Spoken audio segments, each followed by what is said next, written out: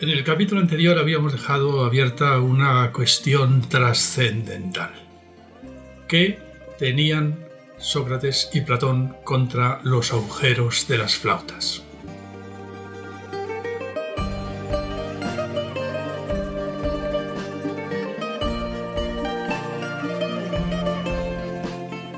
Habíamos dicho que sin comprender esta cuestión no se entendía nada de qué es lo que llevó a Sócrates a ser condenado a muerte y tampoco se entiende nada en realidad de cómo comienza y contra qué se enfrenta la historia de la filosofía. Y para empezar, lo que no se entendía, lo que no se entiende, son los libros segundo y tercero y décimo de la República, en que efectivamente Sócrates parece que arremete contra la poesía de una forma desproporcionada y delirante. Ya vimos también que algunos, en la línea de interpretación de Karl Popper, autor de La Sociedad Abierta y sus enemigos, se inclinaban a ver aquí el germen de la censura totalitaria, el germen del totalitarismo que supuestamente anclaría sus raíces en Sócrates y Platón. Ya habíamos apuntado una interpretación de muy distinto tipo. Todo se aclara si leemos los diálogos de Platón con ojos de antropólogo, es decir, si nos damos cuenta de algo que la antropología tiene absolutamente claro. Para la antropología es una evidencia, y sin embargo es verdad que para los lectores de Platón no lo era tanto. ¿Cuál es esta evidencia? Bueno, pues cualquier antropólogo te explicaría de una forma totalmente elemental que cuando estás estudiando una cultura oral, es decir, una cultura que a lo mejor no conoce la escritura o no la utiliza suficientemente o la utiliza en un idioma distinto al que se habla, como ocurre en muchísimos pueblos indígenas del planeta, ¿no? Por ejemplo, los pueblos de Chiapas hablan un idioma que sin embargo no se escribe. Escriben en castellano, en Castilla dicen ellos, ¿no? El castellano propiamente para ellos no es una lengua, es un instrumento que sirve para escribir, pero la lengua propiamente en la que se habla, el tzotzil, por ejemplo, el celtal o el chol o el tojolabal, pues son lenguas que no tienen traslación escrita, o por lo menos no la tenían hasta que los antropólogos precisamente han buscado los medios de conseguir trasladar los sonidos con un alfabeto que hace posible la escritura. Los antropólogos estudian culturas orales. ¿Y qué pasa en una cultura oral? ¿Qué pasa cuando no hay escritura? Pues tenemos que hacer un esfuerzo de imaginación e imaginar efectivamente que no hemos conocido la escritura, que cuando vamos a la escuela no tenemos tinta, no tenemos papel, no tenemos lápices, no tenemos una pizarra en la que escribir caracteres. ¿Cómo sería entonces la escuela? En definitiva, ¿cuál es el instrumento para recordar, el instrumento de la memoria en una cultura que no puede recurrir a la escritura? Porque nosotros, la mayor parte de las cosas que queremos recordar, por ejemplo, sin ir más lejos, la lista de la compra, la escribimos en un papelito. Nuestra memoria está recogida en nuestras bibliotecas. Libros y libros y libros que son la memoria de la humanidad en estos momentos. ¿Pero qué pasaría si no hubiera escritura? Rigoberta Menchú, creo recordar, la Premio Nobel de la Paz indígena guatemalteca, una vez recordó que cuando se mataba a un anciano en una comunidad indígena, en realidad era como si se estuviera quemando una biblioteca, la biblioteca de Alejandría, pongamos por caso. Decía que por eso los militares y los paramilitares que luchaban contra las comunidades indígenas acusándolas de colaboración con la guerrilla, cuando entraban en los pueblos mataban fundamentalmente a los niños y a los viejos. A los niños porque así los dejaban sin herencia para la guerrilla, y a los ancianos porque así les dejaban sin memoria. Era como si les amputaran la memoria. Los ancianos eran, en efecto, podríamos decir, la biblioteca de una cultura oral. Ahora bien, para que los ancianos puedan recordar lo que hay que recordar, que es fundamentalmente nada más ni nada menos que lo que nosotros consideraríamos las leyes de la ciudad, las leyes de la comunidad, las leyes con las que tiene que regirse una sociedad. Para que esto sea posible, hace falta haber encontrado alguna manera de coser las palabras, de coser los mensajes de solidificar los mensajes en una cultura que no puede confiar en el papel que para nosotros supone la escritura. ¿Hay alguna manera, no recurriendo a la escritura, de coser los sonidos, de coser los mensajes que hay que recordar? Cuando un mensaje puede ser efectivamente a lo mejor muy largo y muy costoso de recordar. ¿Cómo se podría ayudar a la memoria? Hombre, lo sabemos muy bien. En el mundo de la oralidad los mensajes se cosen con los versos, versificando según además un determinado ritmo poético y un determinado ritmo musical. Es un experimento que podemos hacer cualquiera de nosotros, o sea, no tenemos más que intentar recordar algo. Nosotros no recordamos muchas cosas, porque, bueno, en realidad lo que queremos recordar lo podemos escribir. Ahora bien, ¿qué no sabemos de memoria? No sabemos a veces de memoria canciones, porque las hemos cantado y las hemos bailado. Bueno, intentemos recordar una canción sin música. Muchas veces intentamos recordar una canción y no nos sale, no hay manera. Lo único que podemos hacer para ayudar a nuestra memoria a recordar la letra es empezar a tararearla. Yo intento ahora recordar, yo que sé, por ejemplo, devórame otra vez, devórame otra vez. No, tengo que empezar ahí a tararear un poco. Devórame otra vez. He mojado mis sábanas blancas y su mierda... bueno, en fin. Sí, más o menos si me pongo a tararearla, a lo mejor incluso me acuerdo. Y no digamos ya si estoy en una discoteca y de pronto puedo salir a bailar a la pista. Entonces no se sabe por qué todo el mundo está bailando, Devórame otra vez. Y entonces todo el mundo se acuerda de la letra perfectamente, pero perfectamente. Así en grupo, bailando en grupo, todo el mundo se acuerda perfectamente del mensaje. Una birria de mensaje en este caso, por supuesto, claro, ¿no? Pero claro, pensemos un mensaje muy largo, que además estuviera destinado a ser la ley de un pueblo. Por ejemplo, el Corán. El Corán, si lo pasas por escrito, bueno, pues son 400 páginas, 500 páginas. Eso es una larga poesía, está en verso. Pero claro, ¿quién se aprende eso? Hace falta un ritmo para aprenderlo. Si habéis pasado por cerca de alguna escuela, en algún país árabe, por ejemplo, no sé, basta sencillamente ir a Marruecos y pasar por cerca de una escuela, pues una gran parte del tiempo los niños lo dedican a aprenderse de memoria el Corán. Y entonces están así, ¿verdad?, siguiendo un ritmo, que en realidad no solamente es que siguen un ritmo oral, sino que además están moviendo el cuerpo, están bailando. Es un baile muy monótono. Es algo así, si miráis un poco por la ventana de una escuela coránica, los niños están... ¿no? O sea, no tengo ni puta idea de cómo se dice todas esas cosas, ¿no? No me sé la sura de la vaca, pero si tú le dices a un niño, ¿me puedes recordar, alguien se sabe la sura de la vaca? En clase de antropología hace 2 o 3 años me pasó eso. Estaba contando esto mismo cuando de pronto una niña, una chavala, una chica de primero de carrera, me dijo que, claro, que ella era marroquí y que la podía cantar si quería.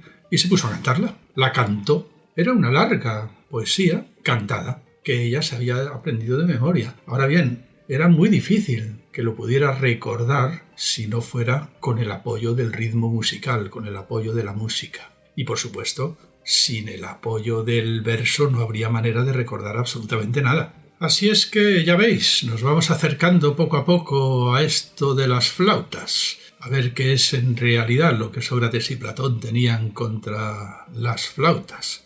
Pero vamos a ir más despacio. Vamos a pensar en este tema fundamental.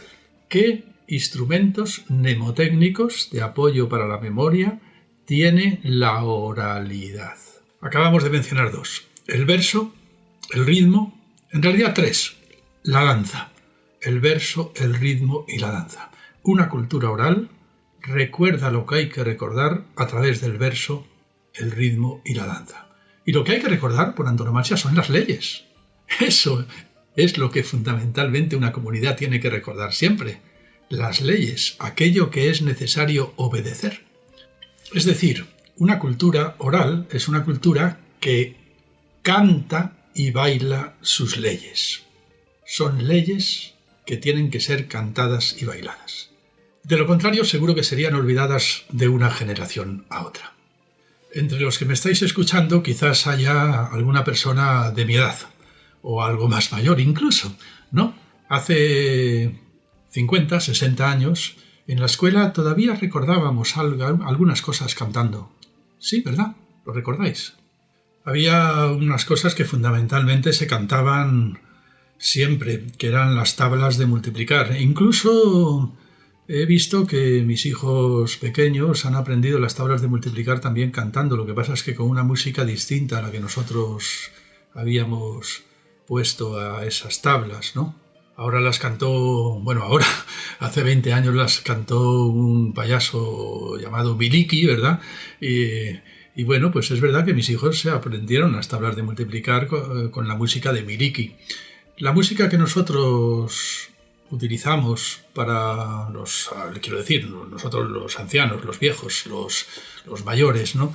De pequeños, para aprendernos las tablas era una música mucho más monótona, ¿no? Dicen que la letra con sangre entra, pero también el verso y la música, por lo visto, también entraban con bastante violencia, porque todos recordamos con un poco de terror el episodio de aprenderse las tablas de multiplicar. Fulanito de tal, salga a la pizarra. La tabla del 2. Y entonces el fulano de tal salía a la pizarra y empezaba aterrorizado, temblándole las piernas en sus pantaloncillos cortos, mientras el profesor movía la regla, una regla que servía para llevar el ritmo y al mismo tiempo para pegarte en la cabeza si te equivocabas.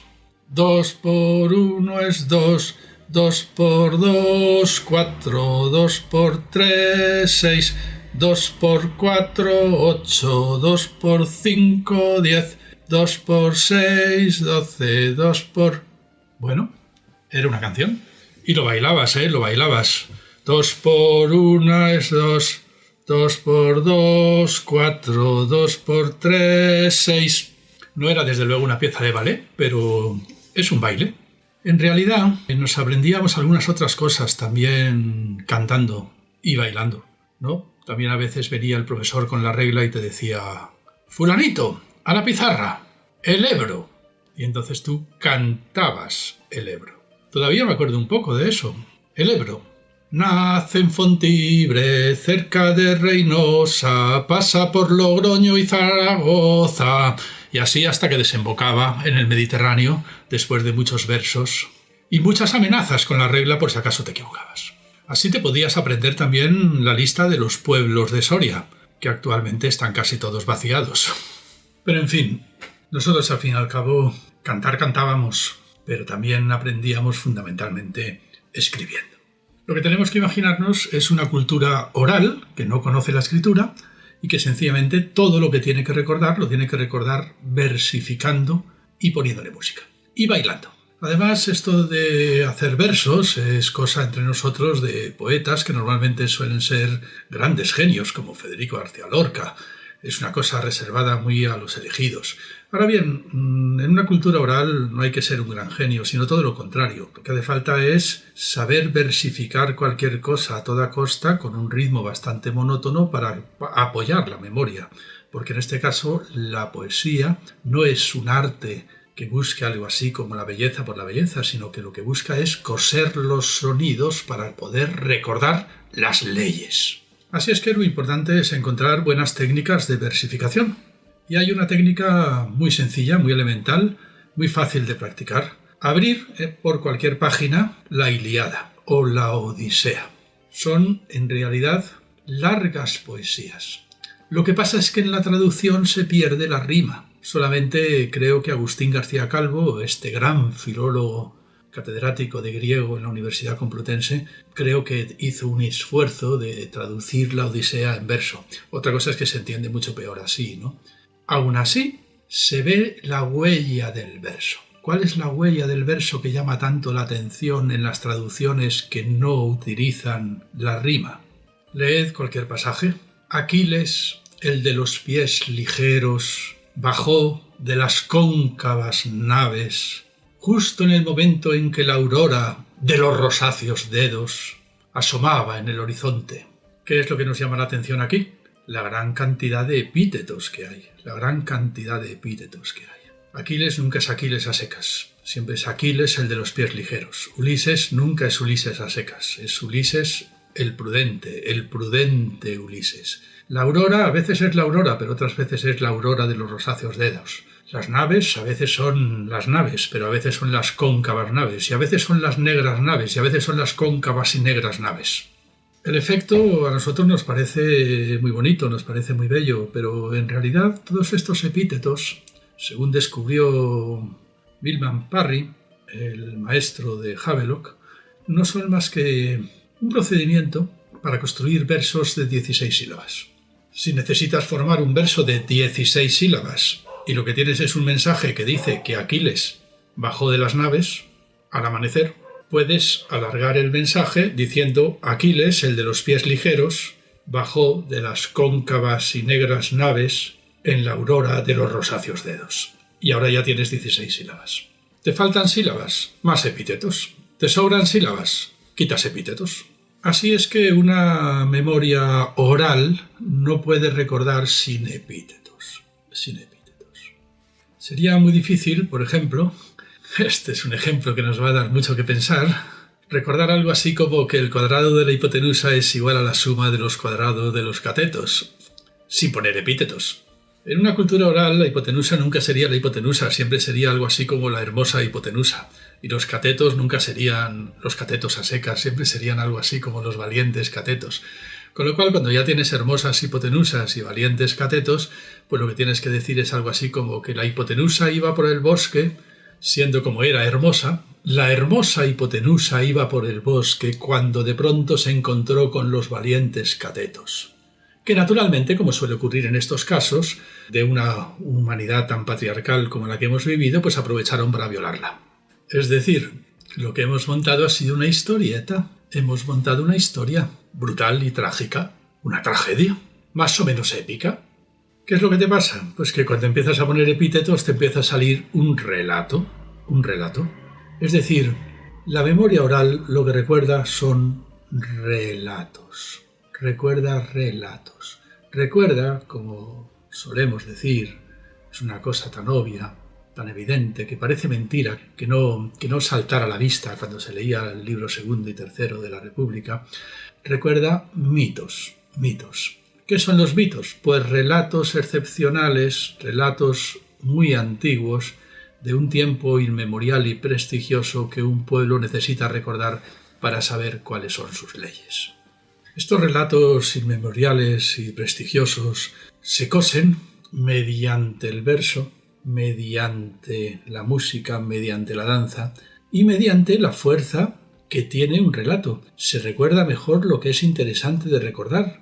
Unas historias que sean interesantes, que sean épicas, que sean trágicas, que sean emotivas, que sean lo que es capaz de emocionar a una comunidad.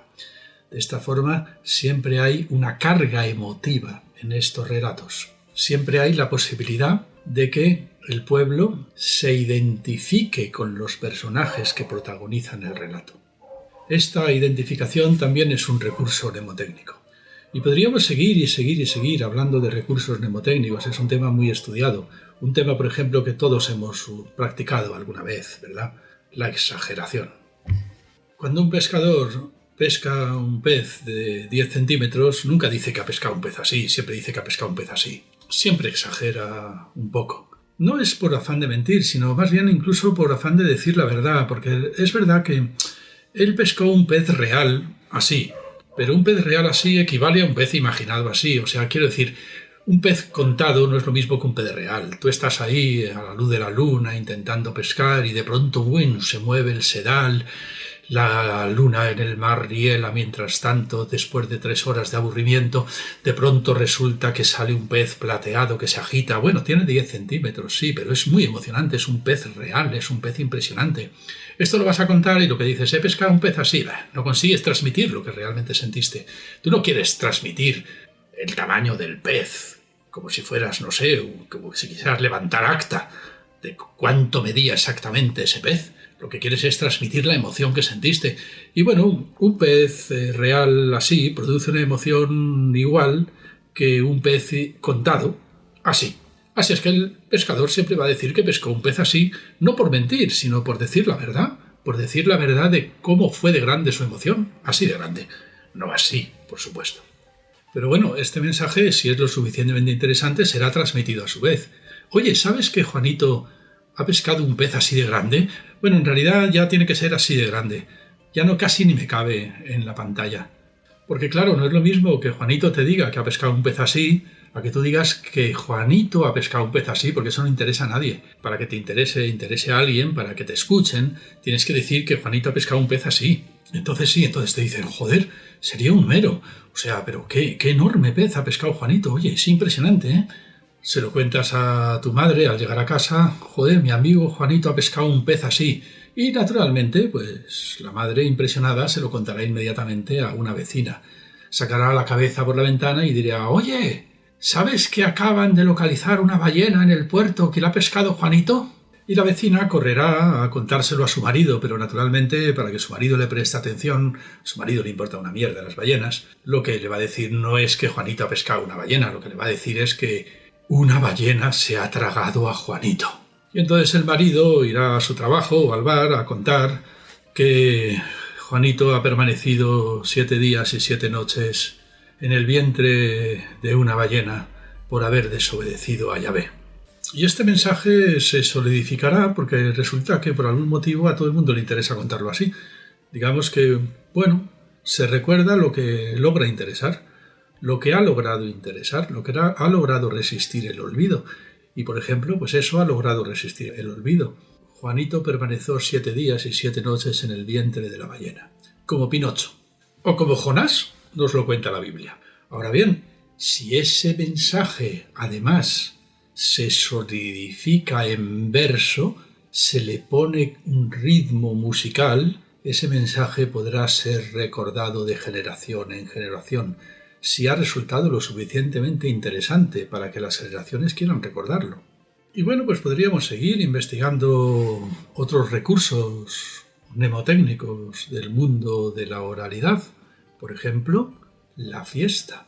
Porque claro, ya que estás cantando, ya que estás bailando, ¿por qué no hacer una buena fiesta? Una fiesta en la que el pueblo baile la danza de sus propias leyes.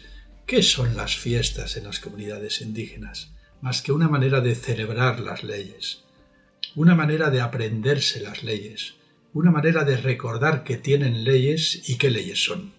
Se podría decir que en este sentido estos pueblos indígenas suelen tener muy buena relación con la ley, en tanto que la ley no es más que precisamente el motivo para hacer sus fiestas, las festividades. Todo el calendario está jalonado de festividades. La fiesta de la cosecha, la fiesta de la siembra, la fiesta del solsticio de verano, del solsticio de invierno. En definitiva, todos son grandes ocasiones para bailar y cantar las leyes. El placer es un buen recurso mnemotécnico. La diversión es un buen recurso mnemotécnico. Las leyes, en esta ocasión, son todo lo contrario, que esos boletines oficiales del Estado que se tienen que aprender los que opositan a juez, que por cierto, también hablan así, también dicen que el examen consiste en cantar las leyes. Aprenden a cantar las leyes. Sí, pero ¿qué leyes? Dios mío, tienen que aprenderse unos boletines oficiales del Estado que son prácticamente imposibles. Tienen que pasar años memorizando con un entrenador. Los pueblos indígenas esto lo tienen más fácil. Sus leyes están versificadas y tienen música y se pueden cantar y bailar. Eso es más fácil de recordar. Bueno, pues vamos terminando este capítulo con la sorpresa final. A ver, ¿cuántas veces nos hemos burlado?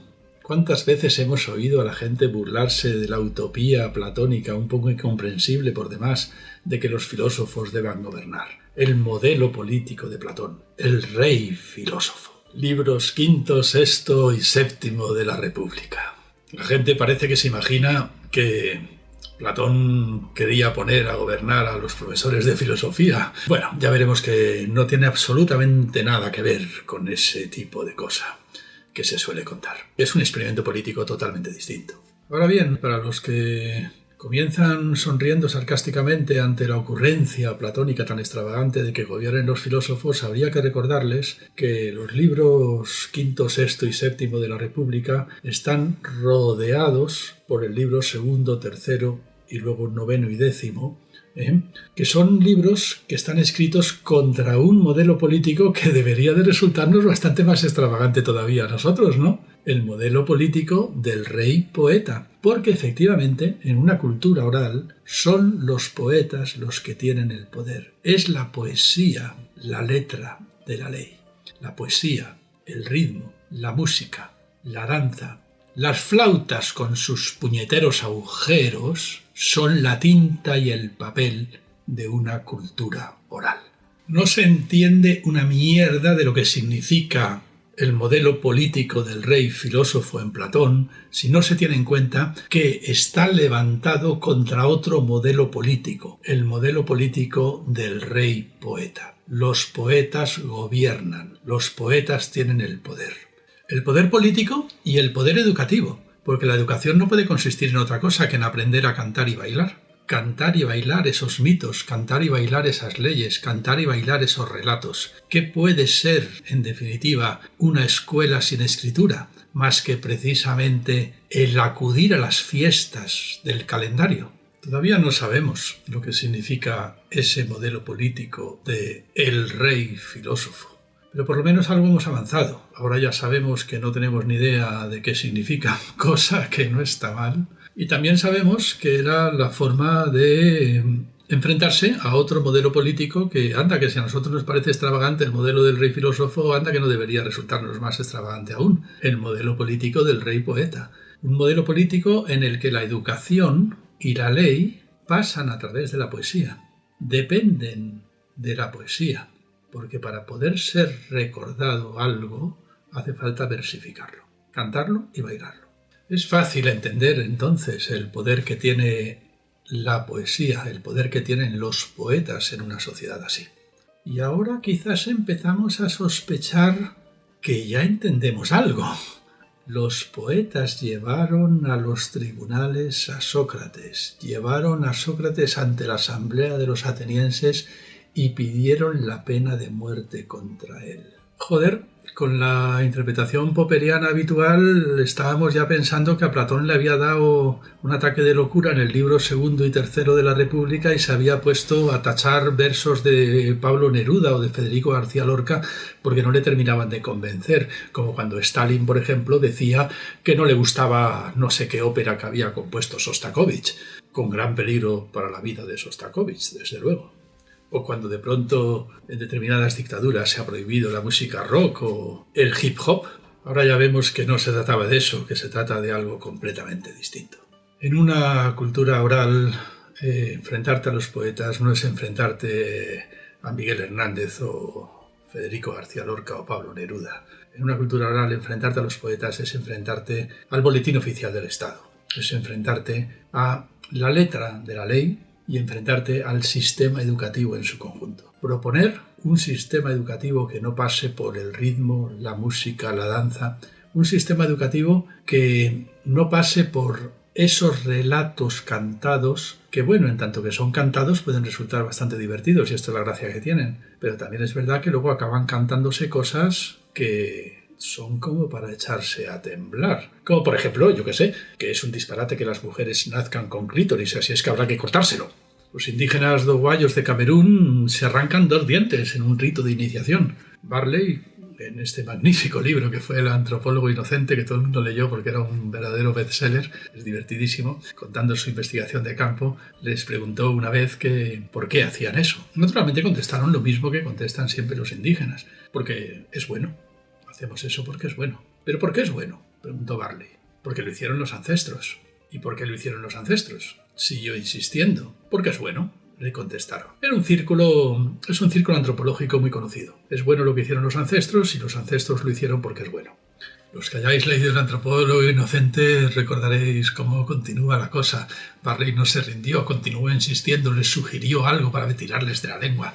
¿No será que os arrancáis los 2 dientes porque así vuestro cuerpo tiene la forma de la aldea y es la puerta de la aldea la que queréis representar en vuestro cuerpo al arrancaros las 2 paletas y dejar ese agujero ahí? No, le dijeron. No.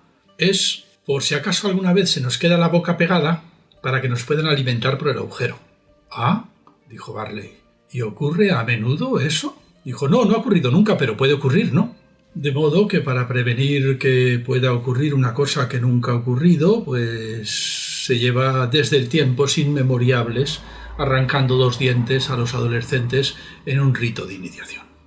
En un tiempo inmemorial y prestigioso, pues un hombre que no era un hombre propiamente, porque no era ni un hombre, ni un animal, ni un dios, porque todavía no se habían separado tales cosas, una especie de, no sé cómo llamarlo, cabeza de pimiento, un cabeza de pimiento que andaba por ahí, pues decidió que era buena idea arrancarse los dientes para poder alimentarse por el agujero en caso de que se le quedara pegada a la boca, como probablemente en ese mito ocurrió por culpa de la bruja no sé qué, pero el caso es que desde entonces, por si acaso nos ocurre lo mismo, llevamos repitiendo el mismo gesto. Disparatado, pero que es bueno porque lo hicieron los ancestros.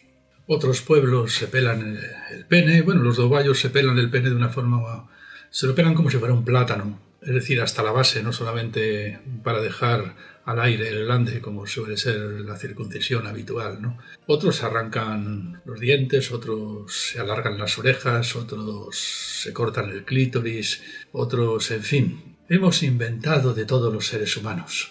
Y normalmente todas estas costumbres, todos estos ritos, tienen su autoridad en los ancestros, en los ancianos, en esas bibliotecas ambulantes de las que antes hablábamos. Recordamos, y recordamos, ¿por cómo recordamos? Gracias a las flautas. Ahora ya se entenderá que tenían Sócrates y Platón contra las flautas, me parece a mí. Pero bueno, vamos a dejarlo aquí por hoy, porque nos queda mucho que avanzar para entender algo de qué carajo fue lo que pasó con Sócrates, por qué una democracia decidió condenarle a muerte, porque además en una democracia quienes llevaban la voz cantante tampoco eran solo los poetas, ya había otros competidores. De hecho, a Sócrates los poetas le acusan, como decíamos ya hace 2 capítulos, de ser un sofista, Había otros personajes ahí que tenían algo que decir, los sofistas. Había una batalla a 3 bandos. Por una parte, los poetas, por otra parte, los sofistas, y por otra parte, un personaje muy extraño que iba a fundar una nueva tradición, la historia de la filosofía, llamado Sócrates, que no estaba ni aquí ni allí y que recibió hostias de todos los lados, como suele ocurrir, en medio como el jueves. Bueno, pues esto es La Filosofía en Canal. Continuaremos en la próxima ocasión, la próxima semana, con una nueva reflexión sobre Sócrates. Os animo, como siempre, a dejar vuestros comentarios y también a suscribiros al canal y, por supuesto, a pulsar en la teclita esa de me gusta. Gracias.